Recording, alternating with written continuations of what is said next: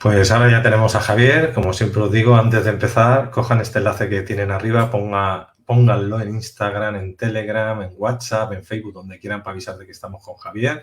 Tenemos temazo. Y este enlace de aquí es el que os podéis suscribir. Estamos saliendo a Facebook, a YouTube, a Twitch, a Twitter, Odyssey, con lo cual os podéis suscribir a través de la web también de Aulas o la tienda Pandora, todo por aquí, por este enlace.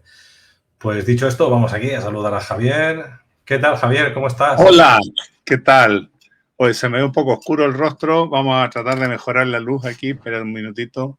Sí, tranquilo, ves haciendo. Ahí sí. Un poco mejor, Ahí, sí. ahí sí. Ha hecho la luz. Hola, ¿qué tal? ¿Cómo estamos? Muy bien. Me intriga esto del Padre Nuestro. O sea, has cogido la frase esta católica y le vamos a hacer la parte alquímica, que es la que no se cuenta, ¿verdad? La que nunca te ha dicho. Sí. Bueno, es un tema interesante porque uno tiende a pensar que, claro, como tú bien dijiste, esto es algo muy católico, lo cual es cierto, es católico. Cristiano, podríamos decir. Pero también es interesante saber que, y por eso es que puse el tema, porque yo sé que es interesante, que en realidad el conocimiento es uno solo y los cristianos lo recibieron en su momento. Entonces, lo que en este sentido me gusta a mí a veces recalcar es el hecho de que no hay que confundirse entre las religiones, como por ejemplo la religión católica, y la enseñanza de quien fundó aquella religión. Entonces, ¿por qué? Porque en realidad las diferencias son grandes, son muy grandes. Entonces, ¿a qué me refiero con esto? Me refiero a que, a ver, las iglesias en general, si uno lo mira a lo largo de la historia, no solamente hablando de la Iglesia Católica en particular, sino que hablando de las religiones, de todas las religiones, en todo el mundo, digamos, nos vamos a encontrar nosotros con que como decía recién, una cosa, perdón, una cosa es la enseñanza original, primigenia, digámoslo así, y otra cosa es cuando los seguidores de una determinada religión comienzan a realizar podemos decir así, a ver, empiezan a ser los continuadores, eso sería un poco la palabra, ¿ya? Entonces, esos continuadores son los que en un momento dado transforman, dejan de ser servidores, llamémosle así, de las personas y se transforman en verdaderos eh, máquinas políticas y en otras ocasiones máquinas económicas. Entonces la enseñanza, digámoslo así, la enseñanza original simplemente se pierde. Así de simple, simplemente se pierde. Y queda la parte, digámoslo así, formal, queda la parte estética, digamos, por fuera, pero esencialmente se pierde lo más importante, que es la esencia de la religión. Incluso fíjate tú que en el caso de cuando yo he conversado con muchos amigos, por ejemplo, que se declaran, a sí mismos se declaran ateos, pero cuando nos ponemos a conversar más en detalle, en realidad no son ateos. Lo que pasa es que ellos rechazan una forma religiosa hipócrita, falsa, etcétera. Entonces, eso es lo que les hace creer que son ateos, pero en la práctica no lo son. Es decir, si tú te pones a conversar, son personas que creen en Dios, creen en el bien, creen en la justicia, pero en lo que no creen es en la hipocresía, que muchas veces es la que de alguna manera está campeando, digámoslo así, en la religión. Entonces, te repito, se transforma esto en una... A ver, el ateo que yo conozco, la mayoría de los ateos que yo conozco, son personas que son antirreligiones. Entonces ellos creen ser ateos y no son ateos. Están en contra de la hipocresía de las religiones. Y en eso tienen toda la razón. ¿Te fijas tú? Y esto atañe, te decía recién, a todas las formas religiosas conocidas. O sea, tenemos el Islam, tenemos los protestantes, tenemos, qué sé yo, en la India, las religiones hindúes, los brahmanes, por ejemplo, son personas bastante hipócritas en muchos sentidos. Entonces, claro, se aprovechan muchas veces de la inocencia de las personas y les plantean, como por ejemplo sucede con las religiones en general, que ellos, o sea, los sacerdotes, son los intermediarios entre el ser humano y Dios. Se colocan en el medio. Entonces, si tú no obedeces y si tú no acatas lo que ellos proponen, entonces tú estás perdido, te vas a ir al infierno. ¿Te fijas? Entonces, utiliza la manipulación y el miedo para enseñar. Y eso es absolutamente contrario a la enseñanza religiosa. Fíjate que al respecto, y por eso el tema en alquimia nosotros lo vemos, el tema de las religiones en general, como una cosa conceptual, que el concepto que existe es que toda religión, sea de donde sea, estamos hablando de las religiones tradicionales que nosotros conocemos, tienen un origen común. Y ese origen común es, podemos decirlo así, un avatara, que es el nombre que se le da, es una especie de enviado, es un mesías, ¿no es cierto? Que es el que de alguna forma vino.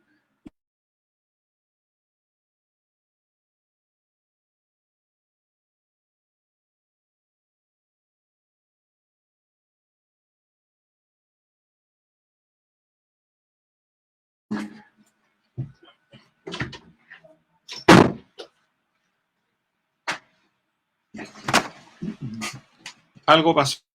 ¿Señal parece en un momento? Sí. Sí, Parece que... se fue la señal un segundo. Ah, correcto. A veces pasa, si eso ocurre. Entonces, dicho lo anterior, creo que es muy importante tener esto presente. Lo que sucede, y eso es, ya que tocamos este tema, y tiene que ver con lo que vamos a ver hoy día, es que se enseña que existe lo que se llama de hace mucho, se enseña esto, y la primera persona que lo dijo de una manera abierta, muy abierta, y sufrió las consecuencias, fue una mujer en el siglo XIX que se llamó Elena Blavatsky. Elena Blavatsky es conocida por ser la fundadora de la llamada Sociedad Teosófica. Y ella justamente tocó este tema. Tocó el tema de las religiones, tocó el tema de las diferentes culturas y explicó en un momento dado que todas las religiones, todas, nacen de un Mesías. Y que este Mesías es un, llamémoslo así, enviado, llamémoslo así, que lo que trae es un conocimiento que viene a liberar a la humanidad y que ellos vienen cada cierto tiempo, cada cierto periodo de tiempo, cuando es necesario hacerlo. De hecho, por ejemplo, nosotros lo encontramos en el Bhagavad Gita, el Bhagavad Gita, que es un libro sagrado hindú, muchos de ustedes puede que lo conozcan, pero quienes no, es un libro sagrado hindú que forma parte de un libro más grande que se llama el Mahabharata, o la Gran Guerra, así es la traducción que tiene Mahabharata. Y el Bhagavad Gita, en particular, se trata, el nombre, la traducción de Bhagavad Gita es el canto del Señor. Esa es la traducción. Y se trata de un diálogo que sostiene Krishna, que es la divinidad hindú, el equivalente al Cristo de occidental, que sostiene Krishna con Arjuna, donde Arjuna es el discípulo y Krishna es el maestro. Y Arjuna en realidad representa a la humanidad, nos representa a nosotros. Entonces hay una parte en donde Krishna le dice a Arjuna que nosotros, o no dice nosotros, yo, habla en primera persona, yo vengo cada vez que la ley y la ética y el bien decaen entre los hombres. Más o menos esas son las palabras. Y entonces cuando eso ocurre, dice, yo me manifiesto. para darle a los hombres la enseñanza que lo puede traer de vuelta al camino digamos, de la civilización, etcétera, etcétera.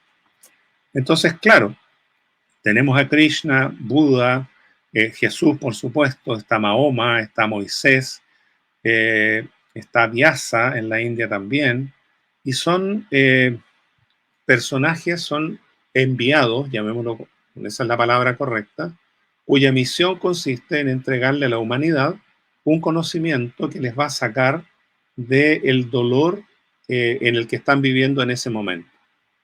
Y eso es lo esencial.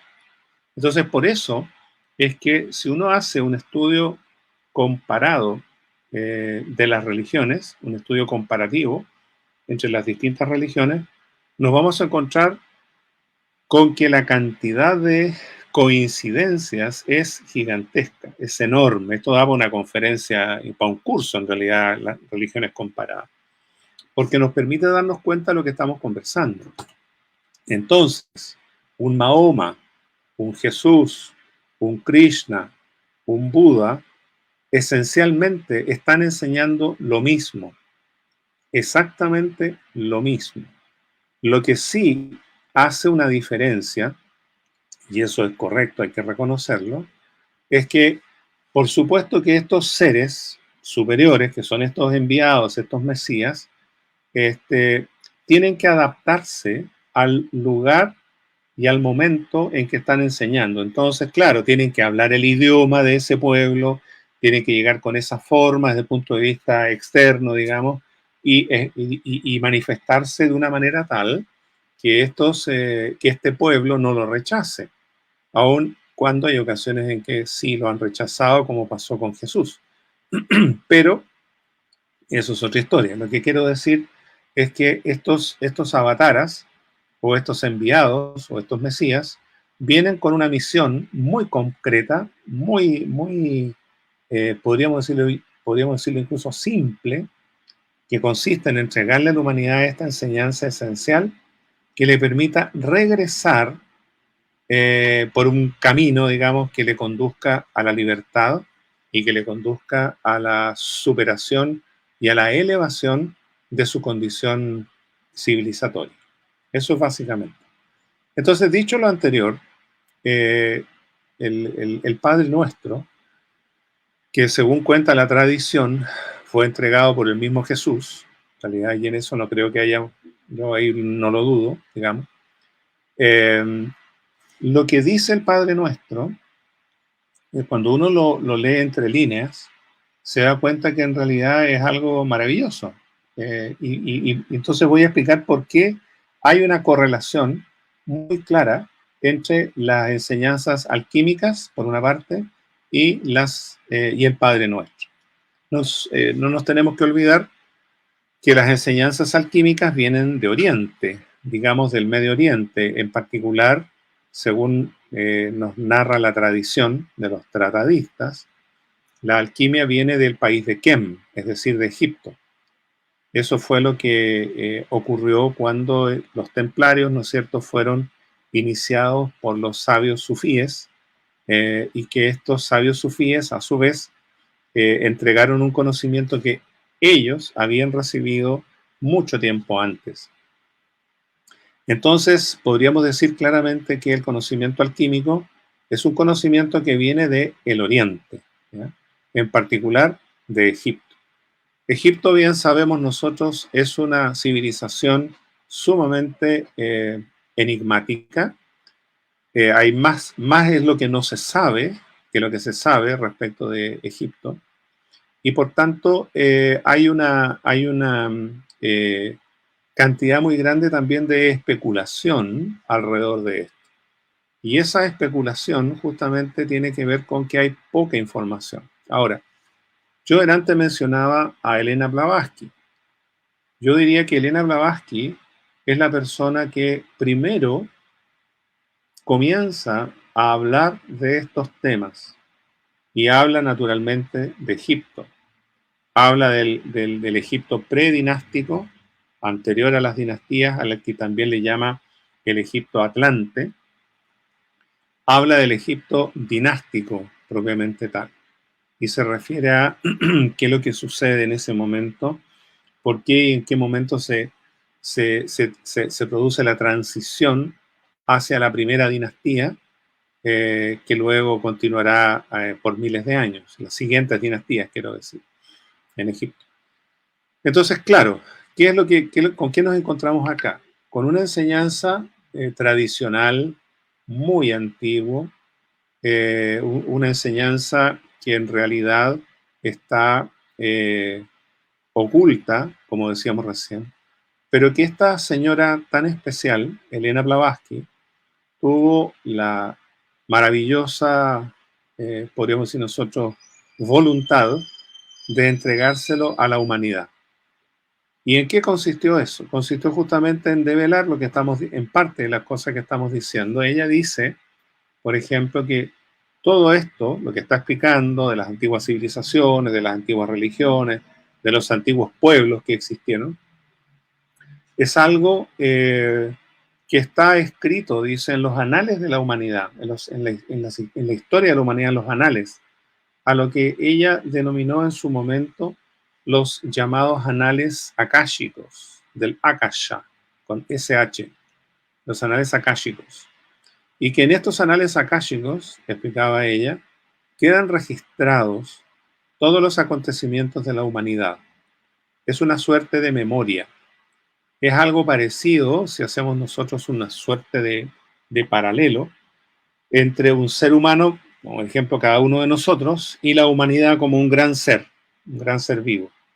Así como cada uno de nosotros tiene una memoria y nosotros tenemos nuestros recuerdos, están guardados en nuestro interior, algunos se nos han olvidado, pero la psicología se encargó de darnos a entender de que nada se borra, nos puede costar recordar, pero el recuerdo está, y de hecho en experimentaciones de tipo hipnótico se ha demostrado que nosotros tenemos en nuestro inconsciente guardadas todas nuestras experiencias en nuestra vida.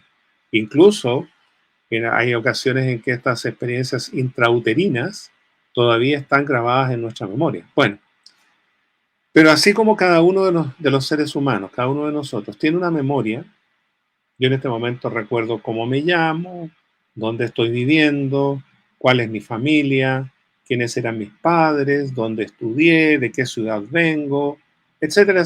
Tengo una memoria, ¿no es cierto?, que me ubica en el tiempo y el espacio en el que estoy. Y eso forma parte, naturalmente, de mi memoria, mis recuerdos.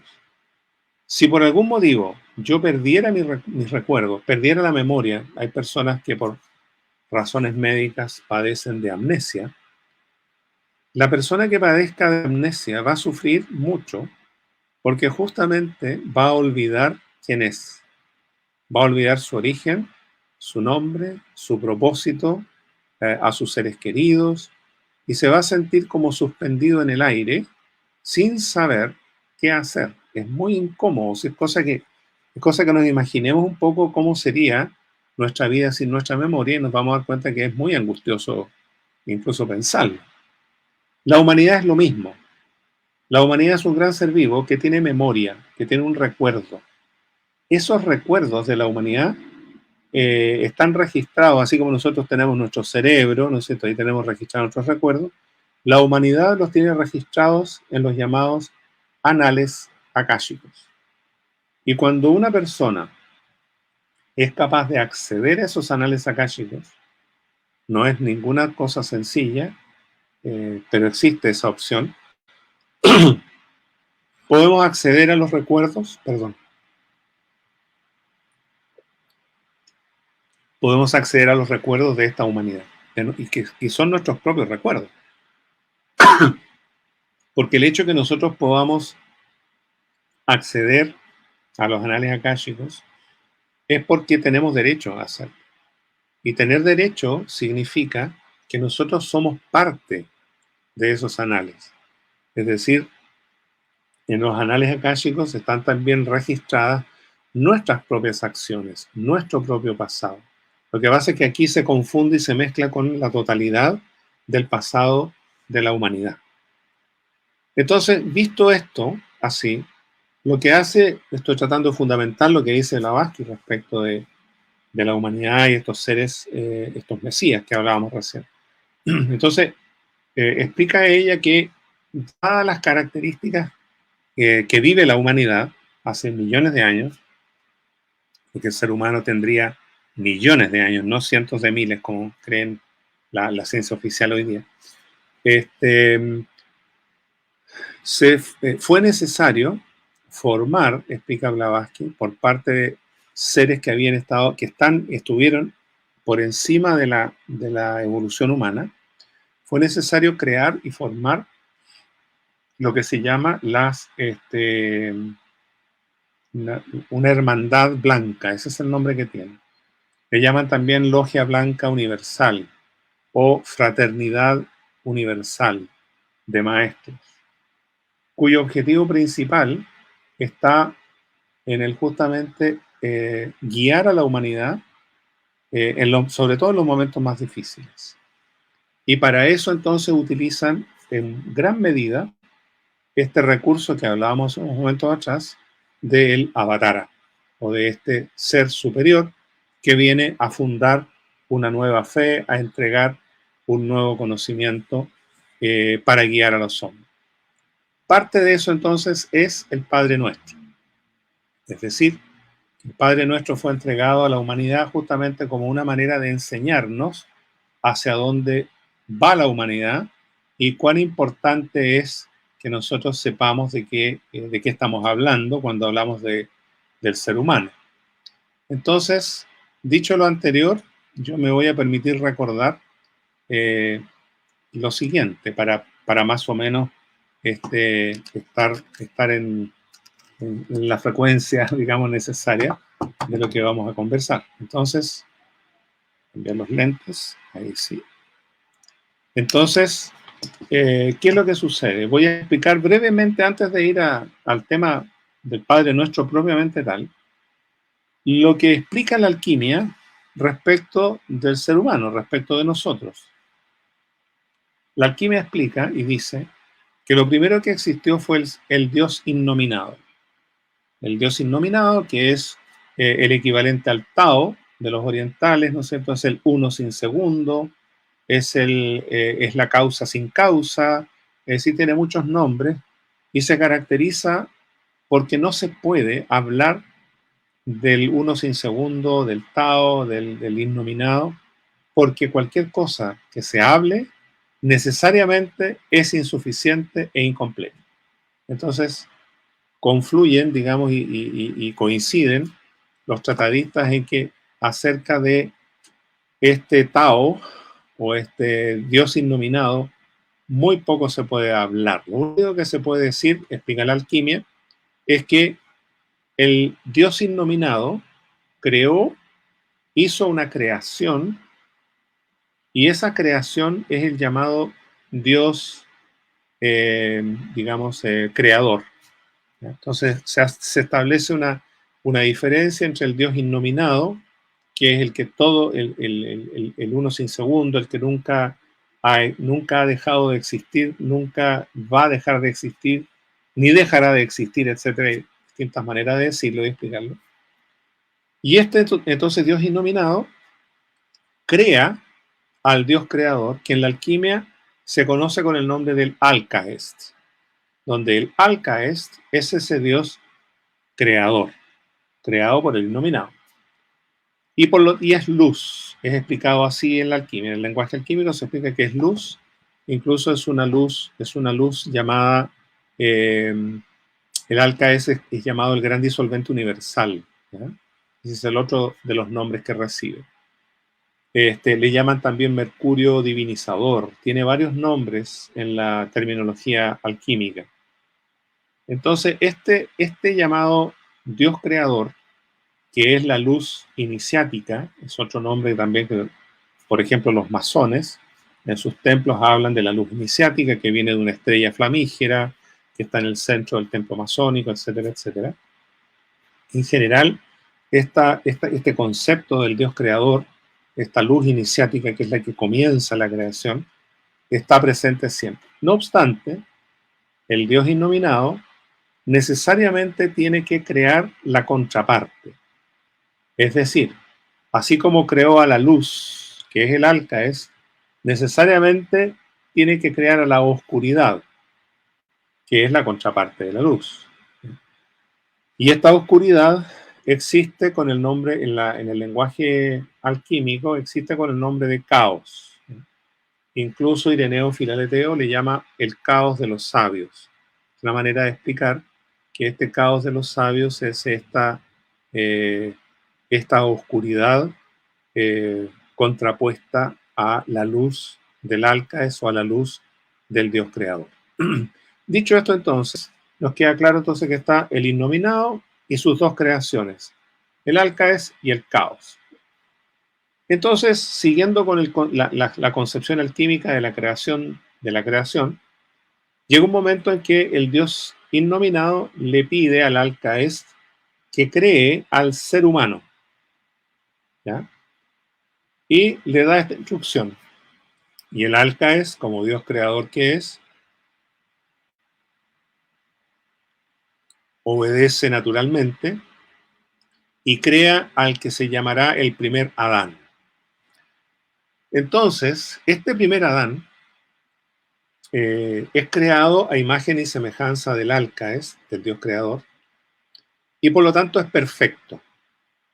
No obstante, en esa perfección había una suerte de letargo, cuenta la tradición alquímica, porque este primer Adán, siendo perfecto, siendo completo, teniéndolo todo, en realidad, teniéndolo todo, no actuaba, es decir, se mantenía impávido. Y esa impavidez no era lo que se estaba esperando de este primer Adán, pero se entendía de la siguiente manera. Este primer Adán, que vivía por lo tanto en la perfección, no necesitaba nada. Por eso dice la antigua tradición, no solo cristiana, no solo bíblica, sino que también en todas las tradiciones, que vivía en un paraíso. El paraíso terrenal o el jardín del Edén, como quieras llamar. Entonces, en este paraíso en el que él vivía, se le llama así porque este Adán primero, o este primer Adán, no requería nada porque todo lo tenía. Él era perfecto. Y tan perfecto era que no se movía, no actuaba, no hacía nada porque no lo necesitaba. ¿Para dónde iba a ir si él ya estaba? ¿Qué iba a aprender si ya todo lo sabía? Etcétera. Es decir, era un ser perfecto. Pero tenía un problema, este primer Adán. Sabía, pero no sabía que sabía.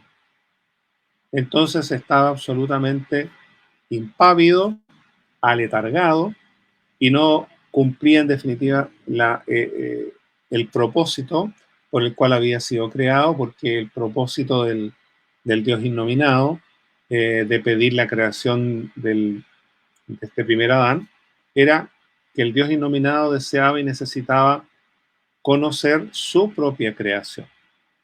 Y para estos efectos no estaba dando resultado este primer Adán. Entonces, ¿qué fue lo que pidió? El innominado le pide al Alcaes, o al Dios creador, que solucione el problema. Solución para este problema. Y lo que hace entonces lo que hace entonces el Alcaes es tomar a este Adán primero y separarlo en sus dos aspectos polares, es decir, en su aspecto femenino y en su aspecto masculino. Y una vez que los separó, los lanzó hacia los abismos del caos. Es decir, los lanzó hacia el mundo de la materia. Y esa es la llamada expulsión del paraíso terrenal, que también está, repito, en todas las religiones. La expulsión del paraíso es ese momento en el cual este ser humano, creado perfecto y viviendo en la perfección, decide darle la espalda a la luz. Eso es básicamente lo que ocurre. Es decir, decide experimentar el mal. Por eso es que nos vamos a encontrar con lo que se llama la prohibición, digámoslo así entre comillas, para el ser humano, de probar del fruto del árbol del conocimiento del bien y del mal. No obstante esas prohibiciones, tanto Adán, digamos, porque Adán decide probar de este fruto y decide, por lo tanto, conocer el mal. Y lo que sucede a continuación ya todos lo saben. Viene lo que se llama la expulsión del paraíso, que también es una alegoría, porque no es una expulsión propiamente tal, porque Adán toma la decisión libre y voluntaria de dar la espalda a la luz. Entonces, claro, es como si se expulsara del paraíso, pero él toma una decisión individual y responsable, responsable, no irresponsable, responsable, respecto de su propia decisión de abandonar este mundo perfecto para ir a conocer esta cosa nueva, porque eso era, no lo hace con maldad, lo hace por una curiosidad, por un deseo de saber, muy legítimo por lo demás, ¿no es cierto? Pero ¿qué es lo que sucede? Que al salir del jardín del Edén, el ser humano, en este caso Adán, que fue separado, acuérdense, fue separado en sus dos partes, es decir, en sus partes masculina y femenina. Entonces podemos decir que ahí están Adán y Eva, o sea, el aspecto masculino y femenino. Y ellos entonces son expulsados del paraíso terrenal y tienen que comenzar ahora a vivir en un mundo que es el mundo de la oscuridad, o sea, el mundo del mal, ¿ya? Que no es un castigo. Yo creo que quiero dejar muy recalcado esto. Cuando hablamos nosotros de que Adán y Eva, Adán, es expulsado del paraíso, primero no es expulsado, sino que es una decisión voluntaria. Y segundo, el vivir en el mundo de la materia no es un castigo, pareciera un castigo. Es una decisión voluntaria de vivir en el mundo de la materia, que es vivir en el mundo del bien y del mal, donde está el bien y está el mal simultáneamente. Y eso es una decisión, repito, absolutamente autónoma por parte de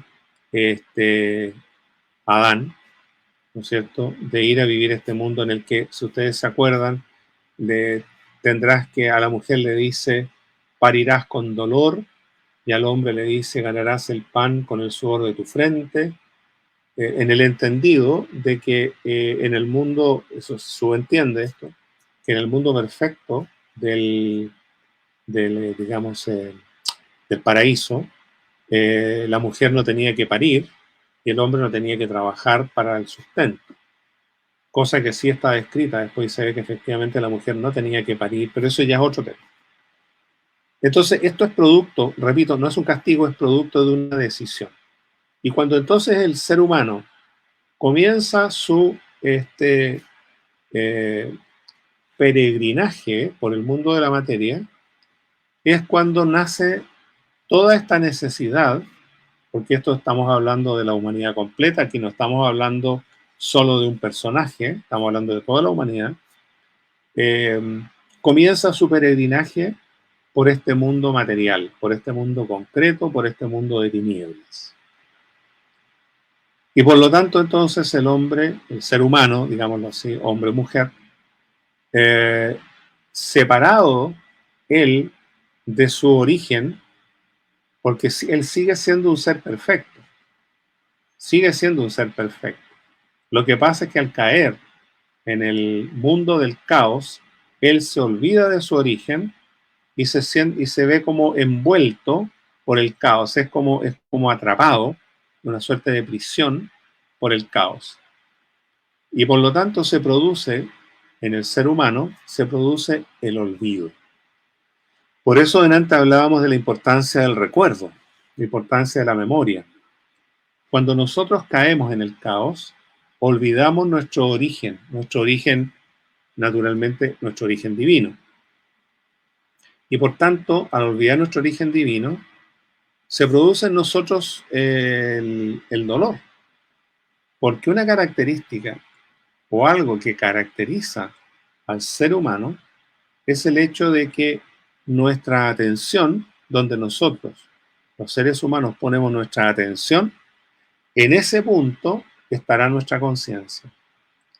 Por tanto, aunque nosotros seamos seres espirituales, aunque seamos seres perfectos, si nuestra atención está puesta en la imperfección, está puesto en el caos, está puesto en el error, digamos así, como en la oscuridad, entonces nosotros vamos a vivir la oscuridad, vamos a vivir el error, vamos a vivir en definitiva, porque todo eso se traduce en una sola palabra finalmente, o en dos si quisiéramos explayarnos un poco más.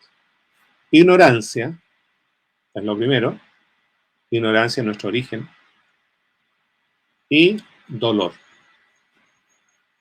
El dolor es la característica, es el denominador común de la existencia humana, el dolor.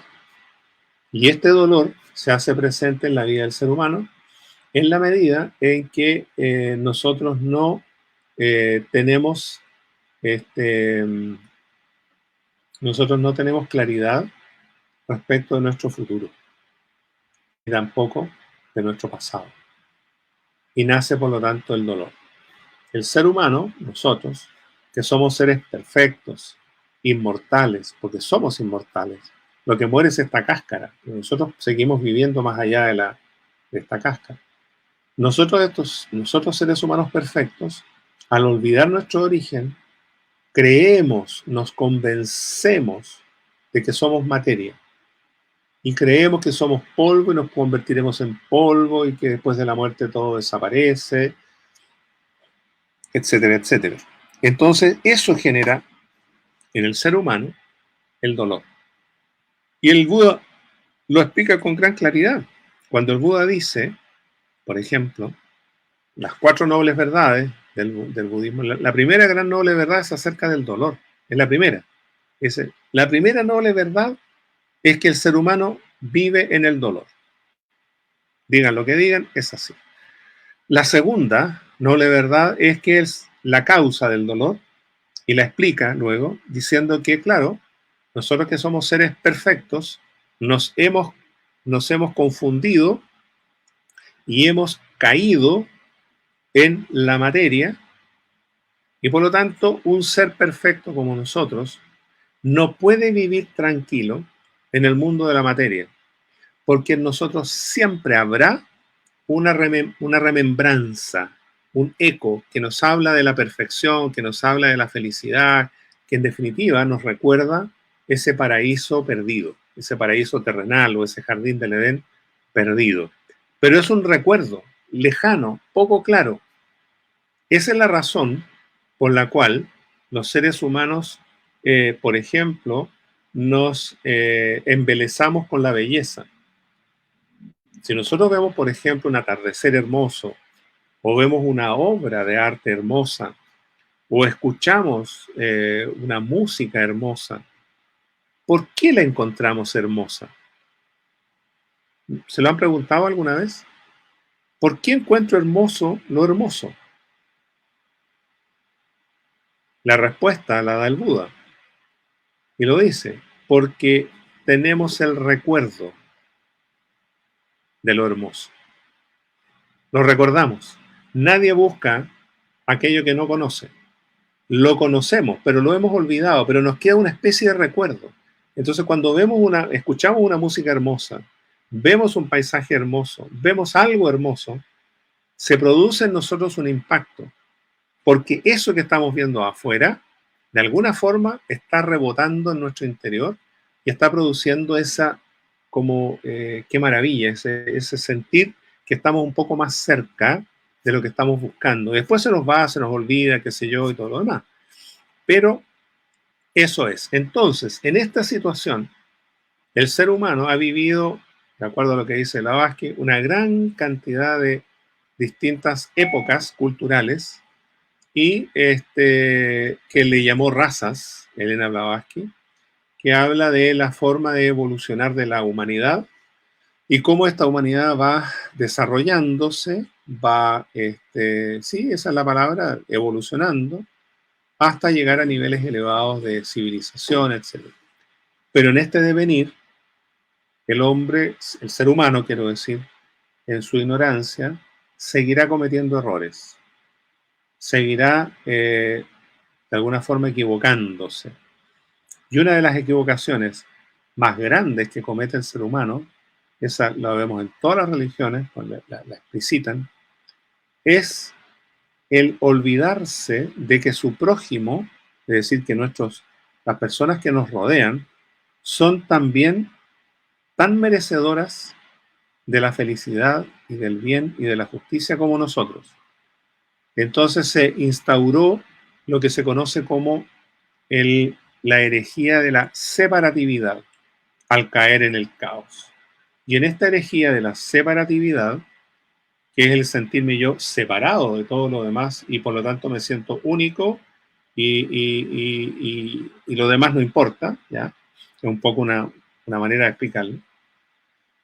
Entonces, frente a este escenario y al desarrollo de la humanidad en distintas culturas, civilizaciones, etcétera, a lo largo de los siglos, vamos cometiendo errores tras errores y se van generando grandes conflictos humanos, guerras principalmente.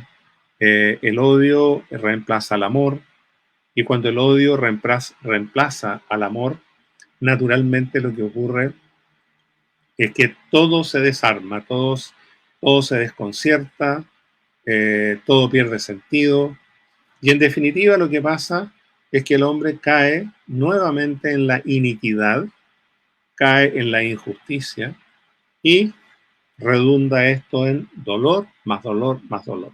Y aquí es donde entra a jugar y entra en escena lo que hablábamos hace un momento atrás, de esta jerarquía de maestros, que preocupaba esta jerarquía de las condiciones en las que vive la humanidad, intenta, no puede obligar, intenta que los seres humanos vayamos comprendiendo estas leyes, grandes leyes universales, de las cuales la más potente es la ley del amor universal. Esto de saber que si yo soy, si existe un Cristo, existe dentro mío, existe dentro de cualquier persona que me rodee. Por tanto, yo debo respetar a todo el mundo, a toda persona, por el solo hecho de ser una persona. Yo tengo que tener claro aquí en mi cabeza y también aquí en mi corazón que esa persona es un Cristo también. Es un ser superior, elevadísimo. Es un ser perfecto.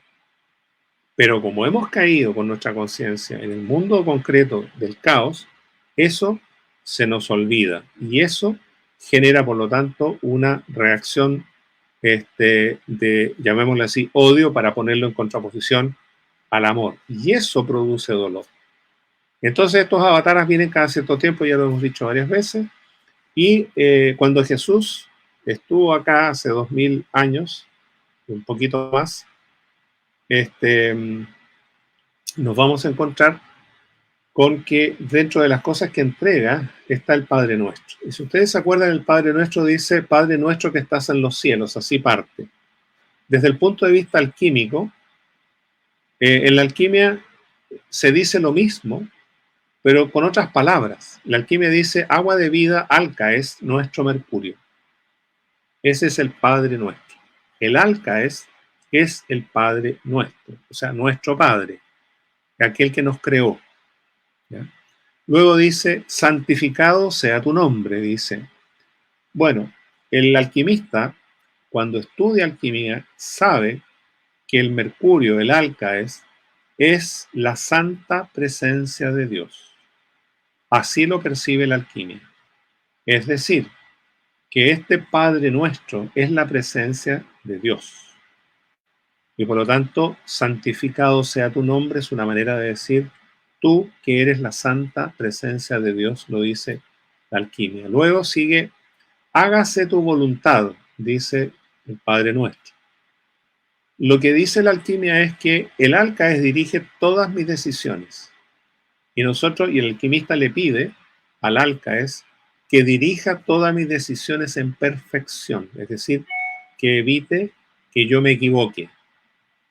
Y eso porque lo está de alguna forma pidiendo, el alquimista se lo está pidiendo al alcaes. Luego continúa el Padre Nuestro diciendo, así en el cielo como en la tierra. Hágase tu voluntad así en el cielo como en la tierra.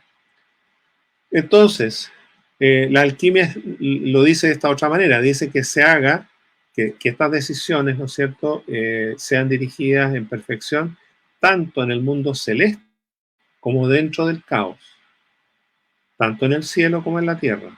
El cielo es el mundo celeste, que es el mundo del Alcaes, la luz, y la tierra es el mundo del caos. Entonces lo que está haciendo el alquimista le está pidiendo al Alcaes que esté presente tanto en el cielo como en la tierra, tanto en el mundo celeste como dentro del caos. Luego sigue el Padre Nuestro diciendo, el pan nuestro de cada día, dánoslo hoy. Entonces lo que dice el alquimista cuando se dirige al Alcaes, reconoce que el Alcaes le provee todo lo que necesita. Tú me provees de todo lo que necesito, dice el alquimista dirigiéndose al Alcaes. Luego continúa el Padre Nuestro diciendo, perdona nuestras deudas. Mire qué interesante.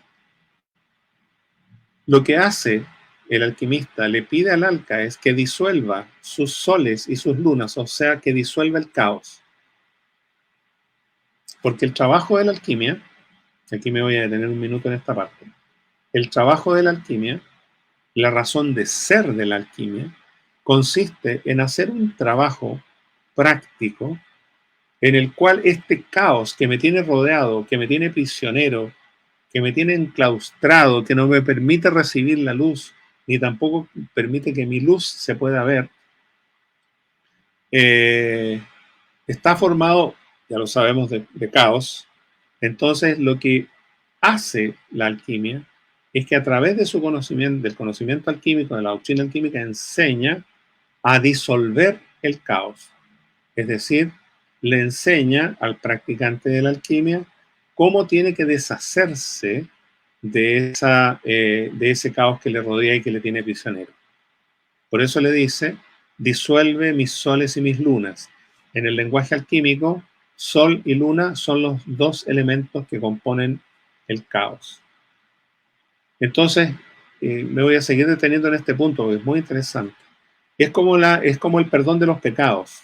Por eso el perdón de nuestras deudas. Y el perdón de los pecados, porque el pecado, la palabra pecado en alquimia no existe. ¿No? Aquí no existe la palabra pecado, no existe la culpa. En alquimia existe la responsabilidad, se explica así.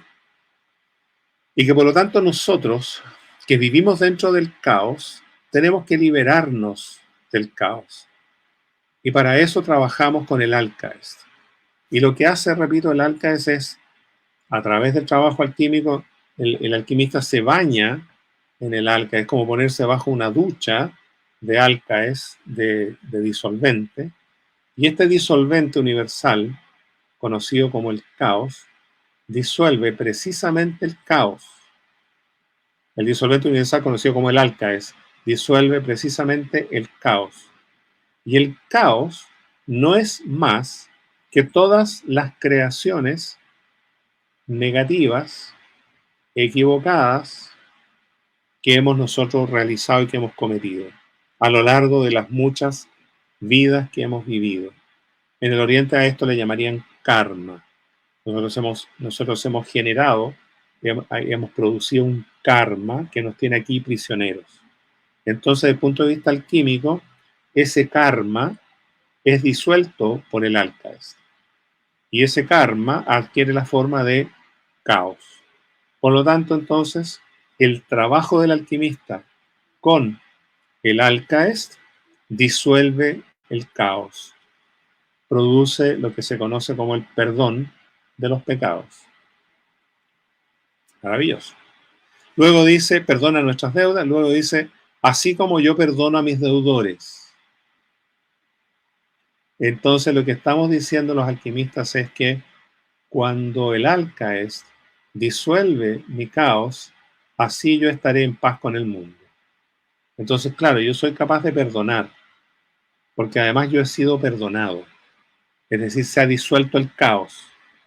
Por lo tanto, si se disuelve el caos, también se disuelve el caos con aquellos que me deben a mí.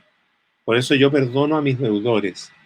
entonces yo voy a estar en paz con el mundo y el mundo estará en paz conmigo. Luego agrega, no me dejes caer en tentación, sigue diciendo el Padre Nuestro.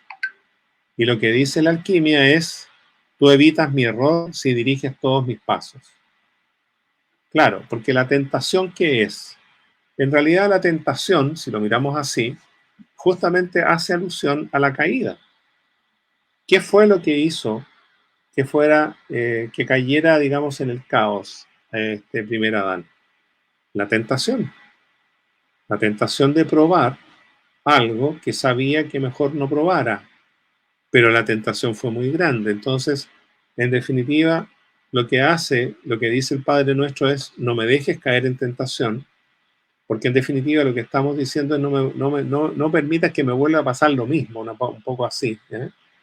Pero lo que dice la alquimia es que tú evitas el error, le dice al alcaes, si diriges todos mis pasos. Es decir, si el alquimista es capaz de lograr permitir que el alcaes dirija sus...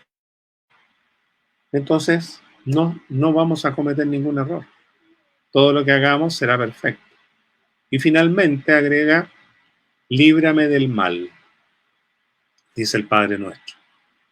Y en definitiva, ¿eso qué significa en el lenguaje alquímico? Libérame de la negrura del caos. Entonces, Padre nuestro que estás en los cielos, santificado sea tu nombre, hágase tu voluntad, así en el cielo como en la tierra. El pan nuestro de cada día, dánoslo hoy. Perdona nuestras deudas, así como yo perdono a mis deudores. No me dejes caer en la tentación, líbrame del mal. Todo eso es enseñanza alquímica. Eso era un poco el tema de hoy día, querido Luis. Entonces, como siempre, manipulan la historia, ¿no? Los ganadores. El tema sería el poder. El poder establecido. Claro, pero aquí uno nace en un país cristiano, otro musulmán, otro védico, da igual. Y ya te bautizan y ya eres de una religión. El tema está en que tú tienes un crecimiento espiritual y empiezas a descubrir la alquimia y otras cosas que te llevan a un estado más arriba, ¿no? La pregunta sería, a nivel de desprogramación, ¿sería interesante salirse de esas religiones? Bueno, yo creo que eso, sí, yo estoy de acuerdo con eso. A ver, mi opinión personal, muy personal, es que hoy día las religiones más lo que confunden que lo que ayudan. Yo tengo una opinión muy personal al respecto. Yo creo que las religiones en algún momento cumplieron un rol muy importante en la humanidad. Cuando la humanidad era muy, muy primitiva, muy básica, ¿cómo tú convences a alguien de que no asesine? Con el miedo. Si tú matas, no matarás, y si tú matas te vas a ir al infierno, por ejemplo. Las religiones cumplieron funciones también de carácter sanitario. Fíjate tú que las prohibiciones de comer cerdo en el hebraísmo y en el judaísmo que nos siguen y en el islam, que es una prohibición potente, la principal razón que existía era evitar que la gente se contagiara de la triquinosis, que es una enfermedad que en aquella época era muy común en los cerdos. Entonces comían carne de cerdo y se comían la larvita de la triquinosis sin darse cuenta, y la enfermedad era horrible, es decir, morían familias completas. Entonces, ¿qué mejor manera de prohibir la carne de cerdo como si fuera un pecado? Por lo tanto, lo que quiero decir con esto es que yo creo que las religiones en su momento sí cumplieron un rol, y un rol bastante importante, ¿ya? Pero como decíamos recién, los primeros sacerdotes, digamos, que cumplían fielmente el mandato de servir a sus semejantes, porque el sacerdote sirve, o sea, en teoría, el sacerdote estaba para servir a los fieles, no para servirse de los fieles. Con el pasar del tiempo, se fueron convirtiendo las religiones, se olvidaron de sus principios y se fueron convirtiendo en máquinas de poder. Es decir, yo creo, sinceramente te lo digo, que muchos sacerdotes de las distintas religiones incluso son ateos. son religiosos en la teoría, pero en la práctica son ateos. ¿Cómo tú te podrías explicar, por ejemplo, un sacerdote que abusa a niños? ¿Cómo te lo puedes explicar? ¿Cómo se puede entender que un individuo que profesa una fe, ¿no es cierto?, religiosa, basada en Jesucristo, sea un abusador de niños? ¿Cómo te lo explicas? Es decir, es una contradicción tan grande, lo uno con lo otro, que tú te das cuenta que ese sacerdote no cree en sus enseñanzas. Por eso comete esos crímenes, porque si creyera, no lo podría cometer, porque su fe le haría imposible cometer una atrocidad como esa. Pero sin embargo lo hacen. ¿Por qué? Porque tampoco ellos creen de corazón en su propia religión. ¿Te fijas? Entonces, estamos de acuerdo en que las religiones hoy por hoy son máquinas de poder, principalmente. Y muchas veces la práctica religiosa, que tiene una connotación esotérica muy importante, las ceremonias religiosas, la misa, por ejemplo, tiene una connotación esotérica muy importante, pero la hacen en lo formal, no sienten lo que están haciendo, porque no creen en ello. Entonces es una cosa maquinal, ¿ya? Que la Biblia, que la hostia, que la comunión, que esto, que lo otro, y qué sé yo, etcétera, etcétera. Pero cuando se hacen las cosas de manera tan maquinal, sin duda que no hay ninguna posibilidad de nada con eso. No llegamos a nada. ¿Te fijas tú? Entonces, claro, la humanidad tiene que batírselas y darse cuenta que las religiones hoy por hoy, en verdad, no entregan ninguna solución. Más bien, en algunos casos son parte del problema. Son el problema, básicamente. Javier, bueno, decirle a la gente que nos está siguiendo que todavía tenemos pues, la formación, entráis en aulaspandora.com, buscáis autor Javier Acuña y tenéis el taller de simbología alquímica y 2 masterclass que podéis seguir, pero a Javier lo podéis encontrar también por Alquimia Tradicional, justamente en Instagram. Y nada, muchas gracias, Javier, por haber estado hoy con nosotros. Oh, para mí el agradecimiento, para ti el agradecimiento, perdona.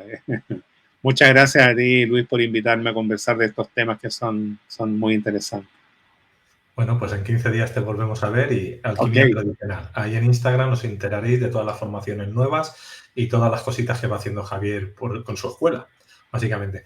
Venga, Javier, muchas gracias. que estés muy bien, Luis. Hasta pronto. Gracias a todos. Que estén muy bien. Hasta luego. Gracias, amigo. Bueno, pues entramos en la tertulia. Ahora son 2 horas. Ya sabéis que estáis entrando mucha gente. ¿Por qué? Porque está Coto Matamoros y está Raúl, el murciano encabronado.